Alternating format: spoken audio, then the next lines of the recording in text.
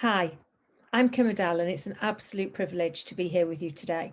I'm so grateful for the opportunity to speak and on such an important topic. Leadership, quite a big one, isn't it?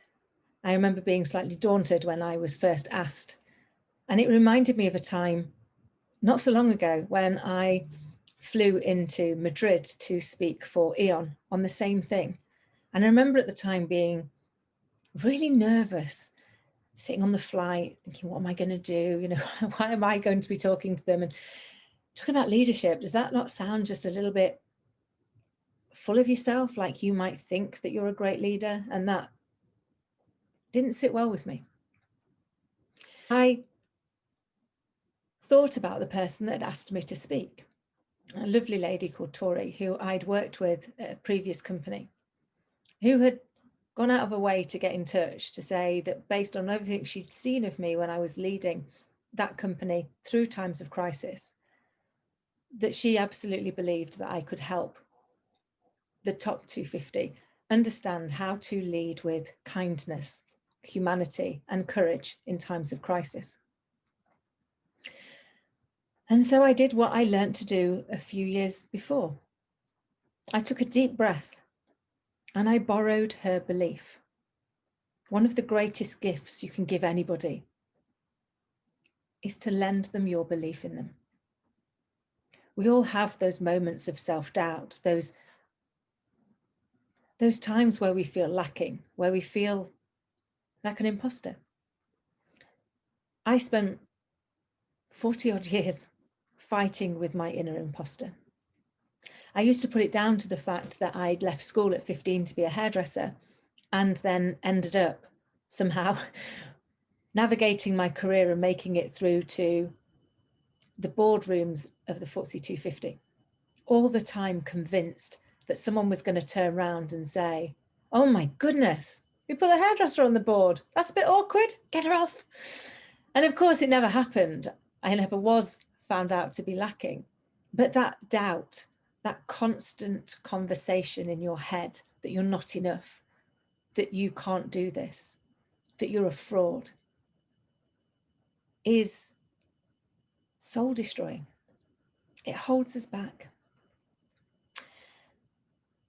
And then you think about it and you're in that position. And I suddenly realized that inadvertently, I was suggesting that my opinion was more important, was more valid, was more honest than the people that I admired. And that just didn't ring true. So let me explain what I mean. I realized that when I had these amazing leaders who were coming up and complimenting me on what I'd done, or one particularly amazing guy who is somebody I aspire to lead, like Paul, gave me Leader of the Year. Gave me this most amazing speech around what I'd done and why I'd been given this instead of the other people who could have won the award. And I was so preoccupied with my self-doubt, with my limiting beliefs, that I dismissed the award. I convinced myself that they didn't really know me at all, that they probably had got an ulterior motive, or they just didn't really understand, because if they understood, they wouldn't have given it to me. And that's when I realized that I was basically saying my opinion that I was not good enough, my opinion that I was rubbish, that I was a fraud, was more important than the opinion of these amazing people who I aspired to be like, who believed in me, who believed that I could do this, that I could achieve. And so I thought about it and I stored it away for a little bit. I still wasn't quite ready to see what it meant. And then they went and got me a coach, my first ever coach. And I remember sitting down with them and he said, so talk to me about what's going on. I said, oh, I'm really rubbish at my job. Yeah, I don't really know what I'm doing. I feel like a fraud. I feel like I'm going to get found out. And so he asked, what evidence do you have? Well, I don't have any evidence per se, it's just a feeling. It's just how I feel. And he said, well, can I ask, is there any evidence that you might be good at what you do? No, I can't really see any. To be fair, I can't. And he said, do you mind, could I give you some feedback? I was like, please, I really need your help. So anything you can offer, I'm really grateful for. And so he said, here are some facts.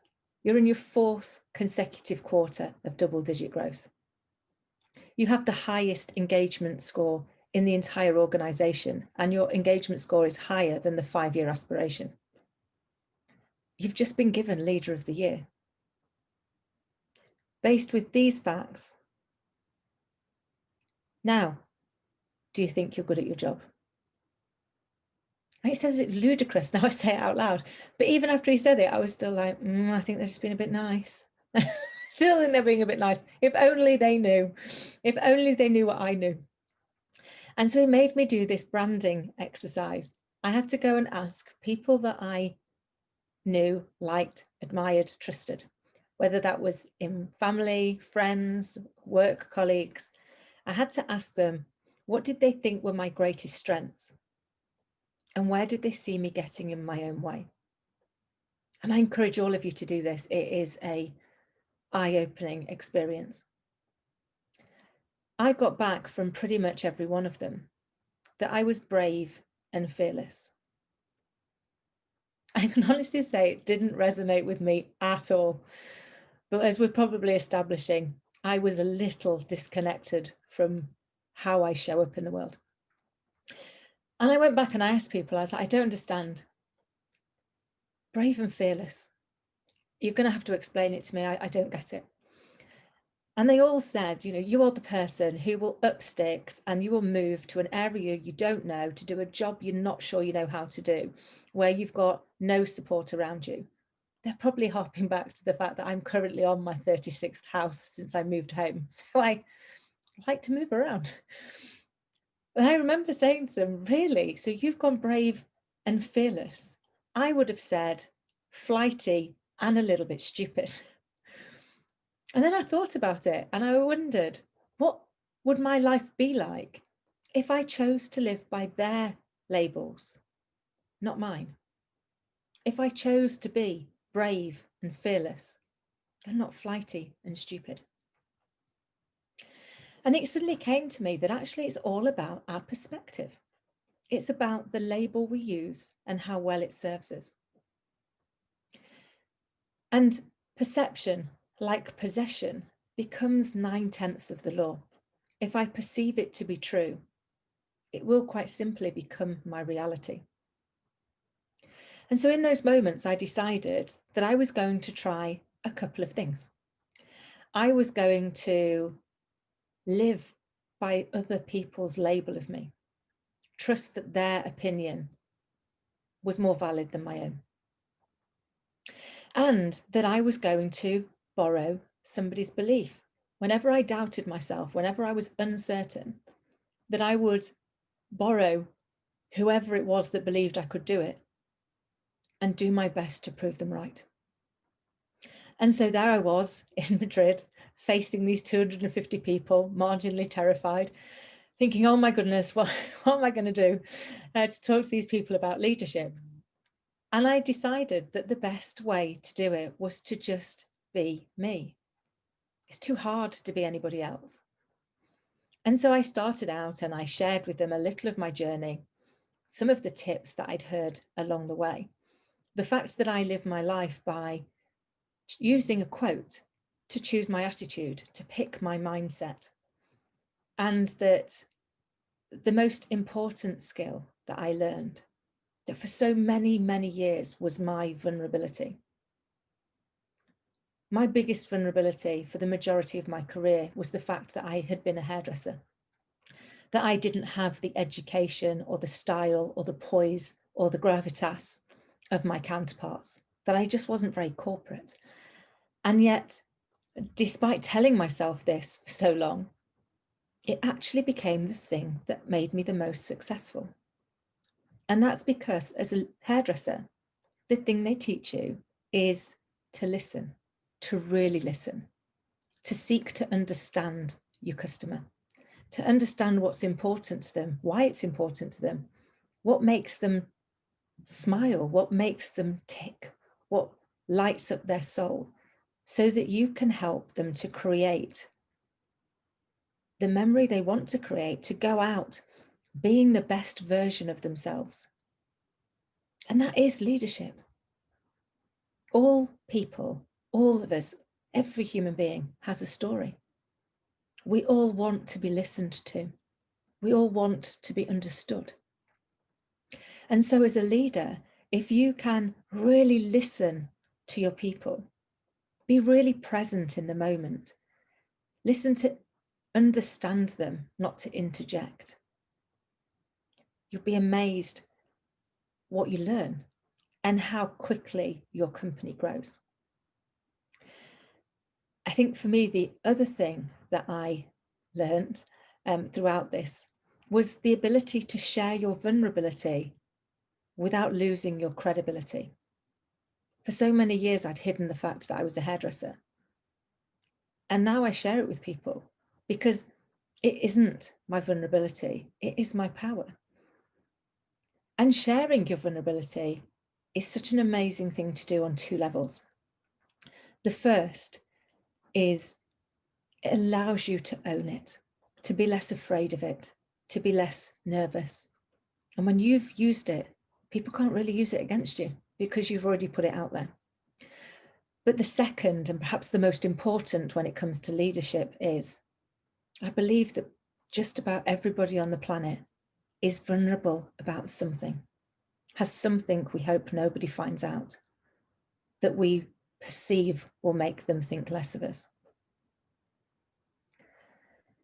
If your leader is able to share with you that it's not perfect, that the world does have its plot twists, then what they do is create a culture where it's okay for things to sometimes go wrong.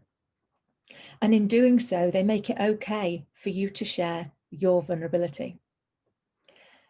As a leader, once your team share with you their vulnerability, it's where you add the most value.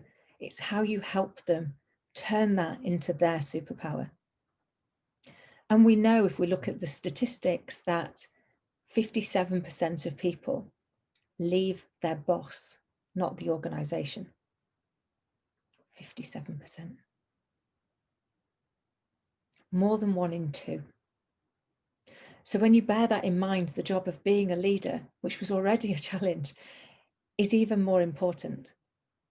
And when we also bear in mind that people want to be understood, that they're social animals and they want to be connected, and that we might be a leader, but we're a person too. So think about what it is that we need, what it is that we want to do. And being a leader doesn't mean to say we have to have a personality bypass. It's okay to be ourselves. And that was probably one of my other big learns, which was I spent so many years trying to be this well-polished corporate being that looked the part. And yet deep down, I'm like a hyperactive puppy dog most of the time who bounds around life just wanting to learn more about other people and to leave things better than I found them. And I decided I'd got too old to try and be something I wasn't. And not only was I too old, it was too hard.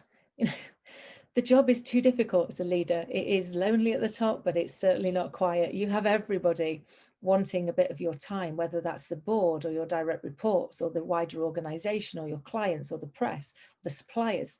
The list is almost endless. And add into that the additional challenges of technology, the always on society, the fact that we live in a despair and compare society. So we look at the seemingly perfect view of everybody else's world. And then we look at our own reality and find ourselves lacking.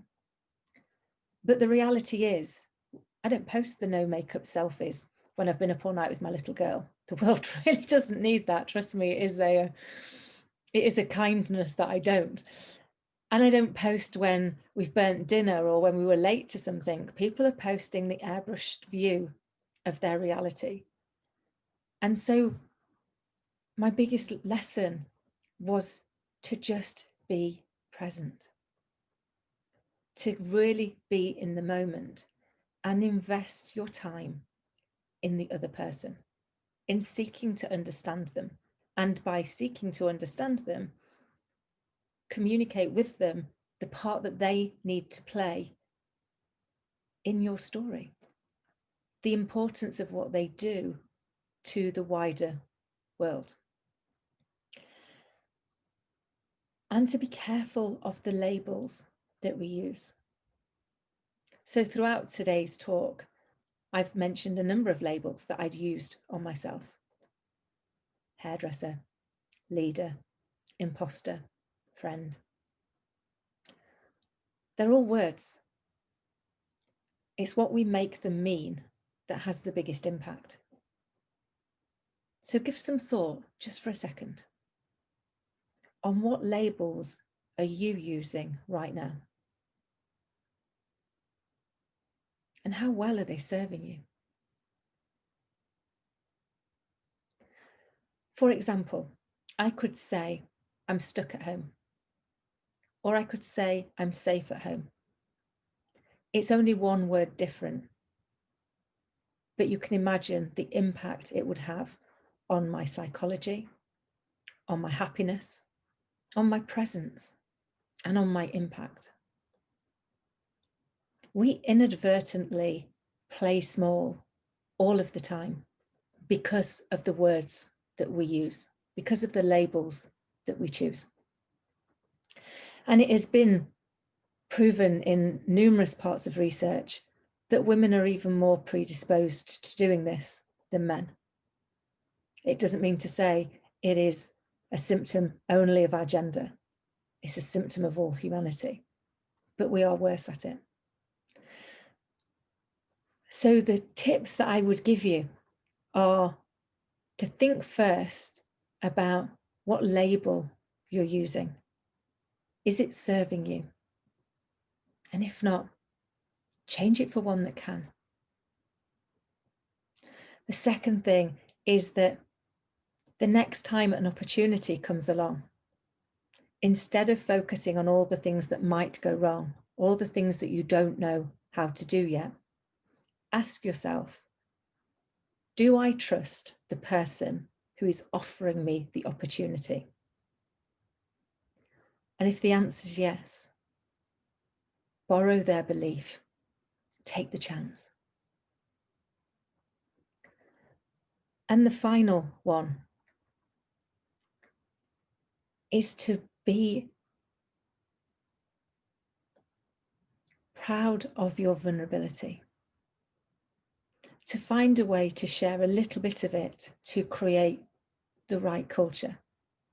Give yourself permission to be you, because we are all as unique as our fingerprint.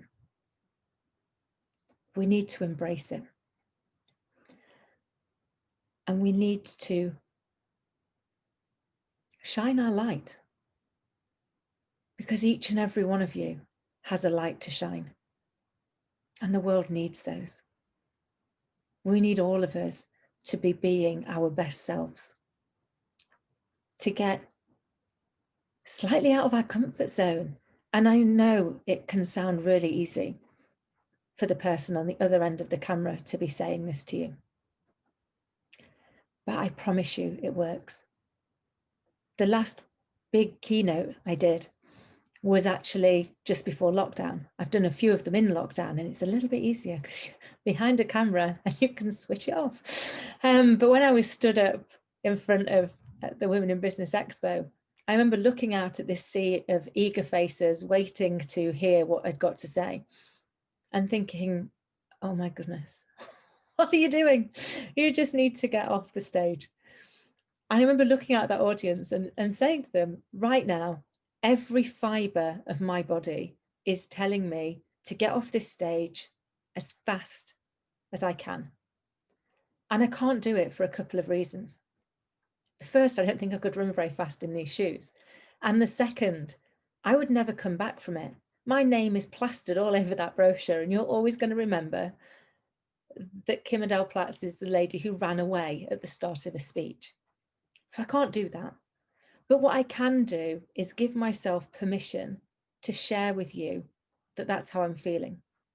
And in doing so, I can hope that the little voice quietens long enough that I can get on with what I needed to say. And then I went on and I got on with my speech. So if there's one thing that I've learned in my 25 years in leadership, it is to give yourself permission to share.